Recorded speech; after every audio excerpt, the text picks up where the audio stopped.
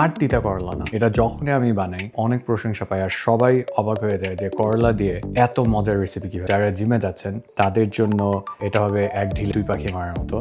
ওকে, so প্রথমে আমরা করলাটাকে half করে কেটে নিয়ে এটার ভিতরে বীজগুলো ফেলাই দেব। তারপর এটাকে একটু মোটা করে কাটতে হবে। মোটা করে কেটে এর মধ্যে লবণ দিয়ে আমরা একটু ভালো করে মাখিয়ে নিব। তারপর 10 মিনিট রেখে দিব। এই রাখার কারণে এটার ভিতরের যে তিতা ভাবটা থাকে এটা অনেকটাই চলে যাবে। তারপর ভালো করে ঠান্ডা পানি দিয়ে ধুয়ে আমরা সাইডে এটাকে ড্রেন করতে দেব।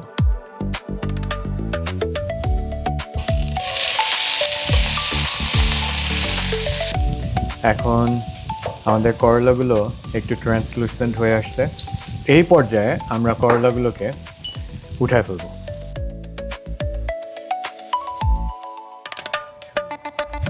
আবার অল্প একটু সামান্য একটু তেল দিব, একটু গার্লিক, জিঞ্জার, এটা আস্তে করে 20 থেকে 30 সেকেন্ডের মতো মোটা মোটা করে কাটা পেঁয়াজের ফালিগুলো দিয়ে দিব।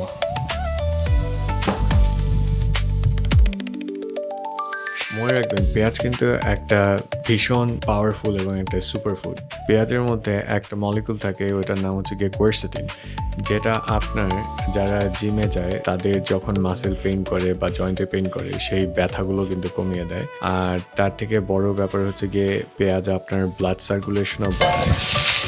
তারপর একটু ভাজা ভাজা করবো।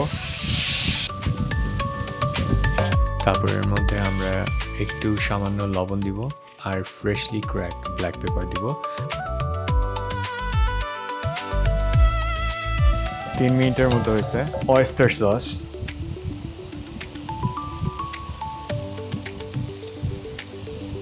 সয় সস, বাস সুন্দর মতো এটা এখন রান্না হতে দিব আরো 3 মিনিট মিডিয়াম হিটে। এই রেসিপিটায় একটা জিনিস ওরা দেয়, সেটা হচ্ছে গিয়ে চিনি। আর এই চিনি দেখে ভয় পাবেন না, আমরা এখানে 1 টিস্পুনের মতো চিনি ব্যবহার করছি, যে মাত্র 16 calories. And if you are counting macros তাহলে 16 calories is nothing compare to the whole dish. একটু সেসমি অয়েল, বাস আমাদের রান্নাও শেষ।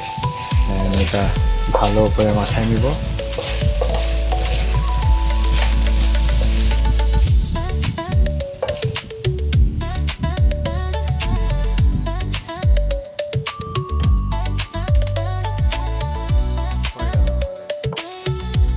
হয়ে গেল আমাদের।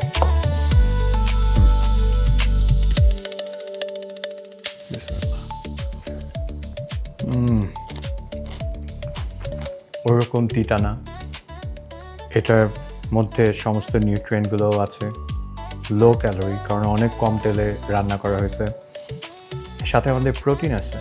সো যারা জিমে যান তাদের জন্য আমি বলবো এটা একটা গ্রেট ডিশ। নট অনলি এর মধ্যে ফাইবার আছে, প্রোটিন আছে, করলার মধ্যে অনেক অ্যান্টিঅক্সিডেন্ট থাকে, so it's actually pretty good.